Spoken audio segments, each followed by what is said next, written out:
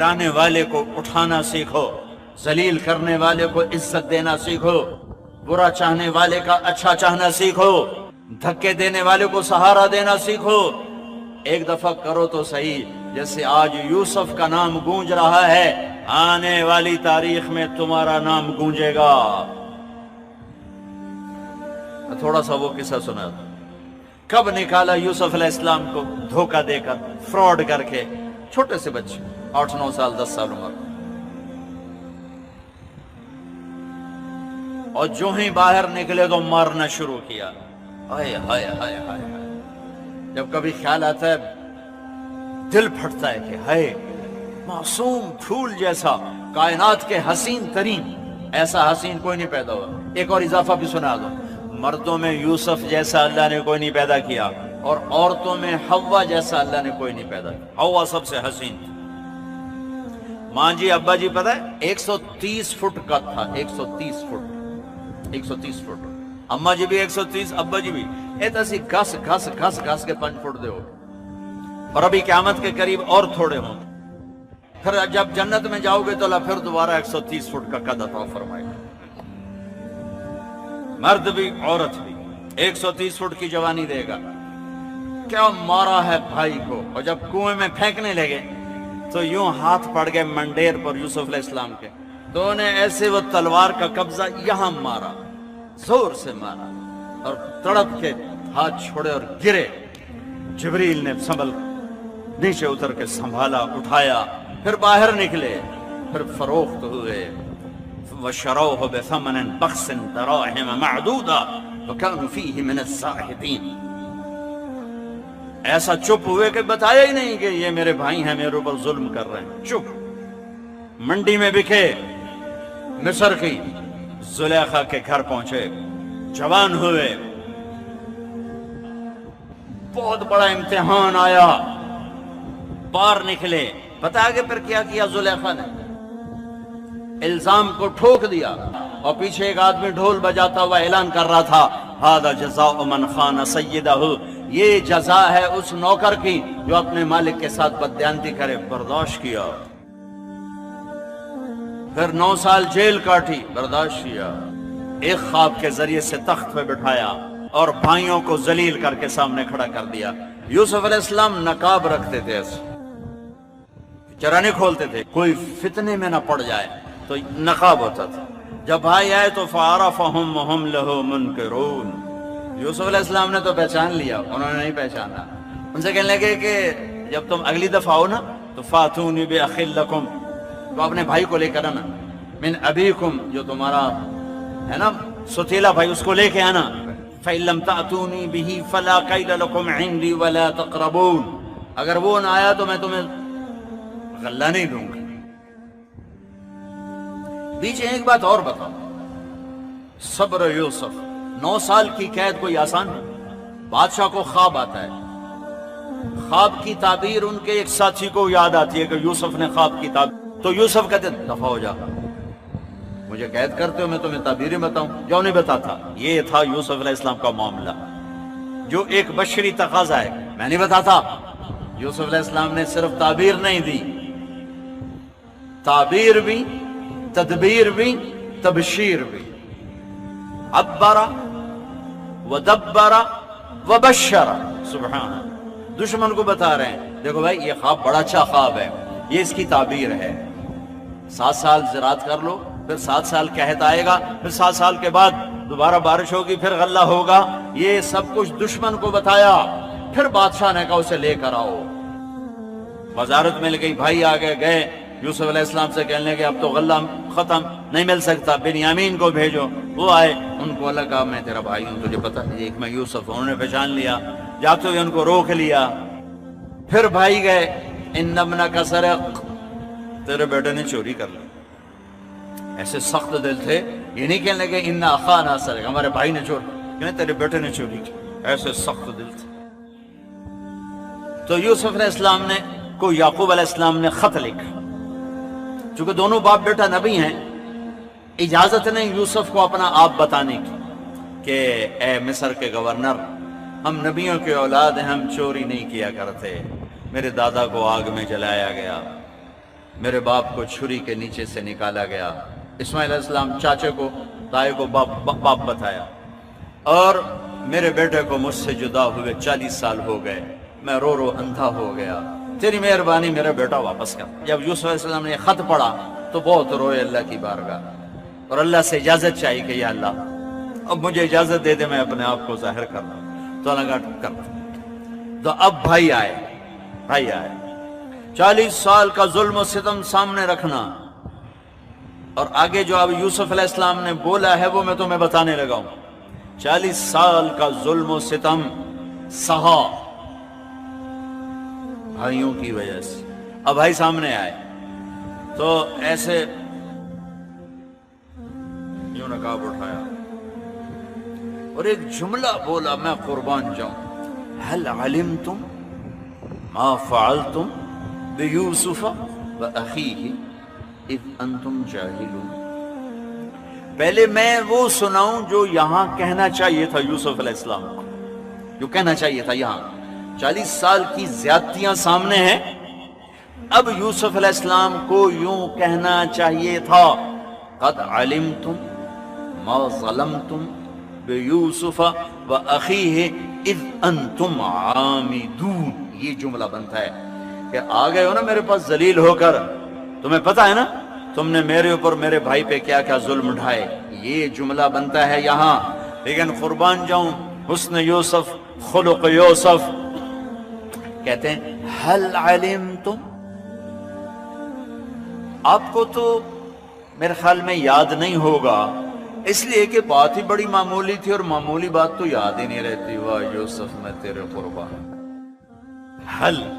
حل وہاں بولا جاتا ہے جہاں بولنے والے کو یہ یقین ہو کہ سننے والے کو پتہ نہیں۔ میں کہوں بھائی نہیں بٹ صاحب آپ کو پتہ چلا، یہ آپ کو پتہ چلا میں کہاں بولتا ہوں جہاں مجھے یہ یقین ہوتا ہے کہ رانجھا صاحب کو پتہ نہیں میں کیا کہنے لگا ہوں۔ آپ کو پتہ چلا حضرت جی، مولانا صاحب آپ کو پتہ چلا، یہ ہمارا اردو محاورہ ہے، عربی میں حل ہے، حل۔ سبحان یہاں حل نہیں آنا چاہیے، قد آنا چاہیے تھا۔ کیا کہنے لگے حل علمتم، تو آپ کو پتہ چلا، آپ کو پتہ چلا، کن کو کہہ رہے ہیں؟ جنہیں تلوار کے قبضے انگلیوں پر مارے تھے، آپ کو پتہ چلا۔ لیکن آپ کو تو غالباً یاد نہیں ہوگا، اس لیے کہ معاملہ ہی بڑا چھوٹا سا تھا، ایویں معمولی سا واقعہ تھا۔ ما فعلتم، فعل عربی زبان کا کمزور ترین لفظ ہے، اگر اس سے کوئی کمزور لفظ ہوتا تو یوسف وہ استعمال کرتے ہیں۔ اس لیے میں کہہ رہا ہوں یہ الفاظ کا ترجمہ نہیں کر رہا ہوں، جو صورتحال ہے اور جو یہ پورا جملہ ایک تصویر پیش کر رہا ہے میں اس کا ترجمہ کر رہا ہوں۔ میرے بھائیو، آپ کو تو یاد نہیں ہوگا، اس لیے کہ بات ہی بڑی چھوٹی سی تھی، فعلتم۔ وہ جو تھوڑا بہت یوسف اور اس کے بھائی سے نادانی میں اذ انتم جاہلون، جان بوجھ کے نہیں کیا تھا آپ نے، وہ ایویں ہی ہو گیا تھا، اور ایویں ٹکر لگ گئی، میرا بریک تو بڑی ماری پر ٹکر لگ گئی، کہ وہ تمہارا ارادہ نہیں تھا، وہ ایویں ہی تم سے ہو گیا۔ تو کچھ یاد ہے؟ میرے خیال میں آپ کو تو یاد نہیں ہوگا، کوئی یاد ہے، کوئی پتہ ہے؟ ہائے ہائے ہائے ہائے، ابھی میں اس آیت کا حق ادا نہیں کر سکا، جو نے اس معاملے کو ہلکا کیا ہے نا، سبحان اللہ۔ 1 تولہ دودھ میں 1 من پانی ڈال دیا، 1 تولے دودھ میں، کچی لسی بناتے ہیں نا، 1 تولہ دودھ میں 1 من پانی ڈال دیا ہے، پھر بھی میں کہتا ہوں میں اس آیت کا پورا مفہوم نہیں سنا سکا۔ میں قربان جاؤں اپنے اللہ کی تعبیر پر، یوسف کے کردار پر، اس کی حسن کلام پر۔ کوئی ایسے کہتا ہے کسی کو خالی یوں دیکھ لو تو موت تک نہیں، وہ تمہیں اینج ویکھے آئی، وہ مرتے دم تک نہیں بھلاتا۔ یہاں سرے بازار بک رہے، کنویں میں گر رہے، زنا کی تہمتیں لگ رہی، جیل کی بھٹی میں سلگ رہے، اور کہتے ہیں حل علمتم، آپ کو تو شاید پتہ نہیں ہوگا، وہ کچھ تھوڑا بہت ایویں ہی غلطی سے ہو گیا تھا. آگے جو اللہ نے یوسف کے بھائیوں کا سنایا ہے نا وہ کمال کر دیا. اِنَّكَ لَأَنْتَ يُوسُف اِنَّكَ لَأَنْتَ يُوسُف. یہ تھوڑے کا اِنَّكَ لَأَنْتَ يُوسُف. پہلے تو وہ بے دھیانی میں کھڑے. جب یہ جملہ آیا نا سر پر تو ایک دم خواب یاد آیا کہ یوسف نے خواب دیکھا تھا. تو ان کی ایسے آنکھیں پہلے یوں کھڑے پھر یوں دیکھا, پھر اس کے بعد خوف, گھبراہٹ, حیرت, پریشانی, سزا کا ڈر, معافی کی امید, اپنے اوپر پشیمانی, یوسف کی عزت کا احساس. یہ کتنے مختلف جذبات ہیں. امید بھی ہے, خوف بھی ہے, ڈر بھی ہے اور درگزر بھی ہے, اور حیرت بھی ہے, پشیمانی بھی ہے, گھبراہٹ بھی ہے اور اطمینان بھی ہے. یہ سارے مختلف جذبے جو میرے رب نے کہا اِنَّكَ لَأَنْتَ يُوسُف. اب انہوں نے پتہ نہیں کیسے کہا ہوگا, لیکن میں لفظ سے مطلب نکال رہا ہوں. مجھے لگ رہا ہے یوسف کے بھائی میرے سامنے کہہ رہے ہیں.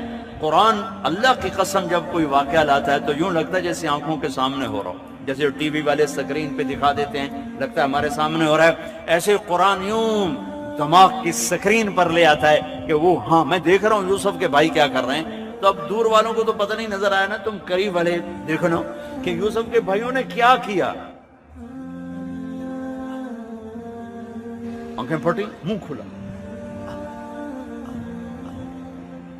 اِنَّكَ لَأَنْتَ يُوسُف اِنَّكَ لَأَنْتَ يُوسُف. پھر بھی میں نہیں ادا کر سکتا. تو آپ وہ آپ ہاں یوسف ہیں, ہاں ہمیں پتا چلے آپ یوسف ہیں. ہاں انا یوسف وہذا اخی. میرے بھائیو میں یوسف ہوں, یہ میرا بھائی ہے.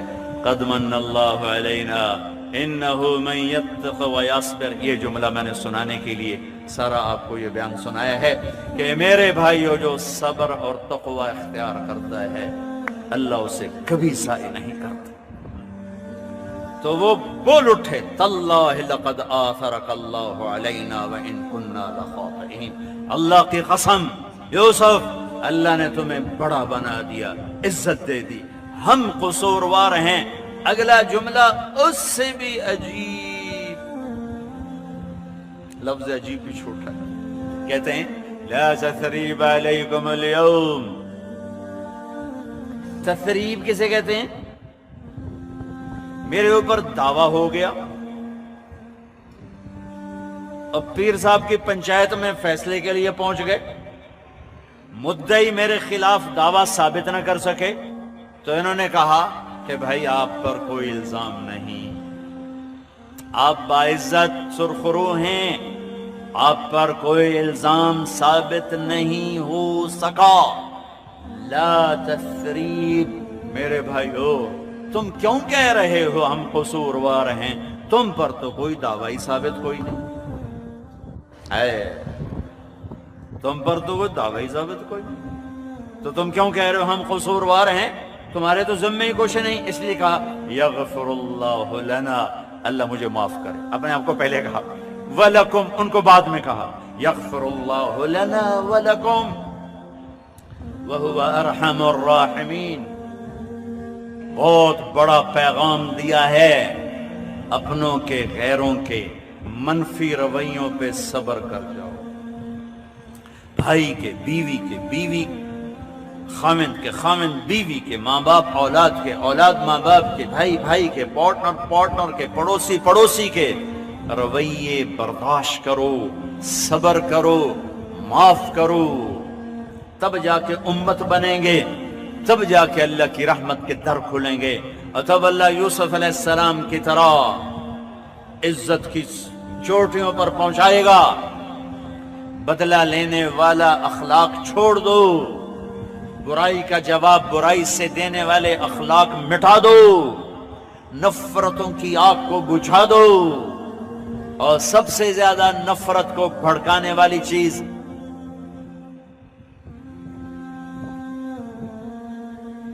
یہ زبان ہے، یہ زبان ہے، یہ زبان ہے، اور سب سے زیادہ محبتوں کو پروان چڑھانے والی چیز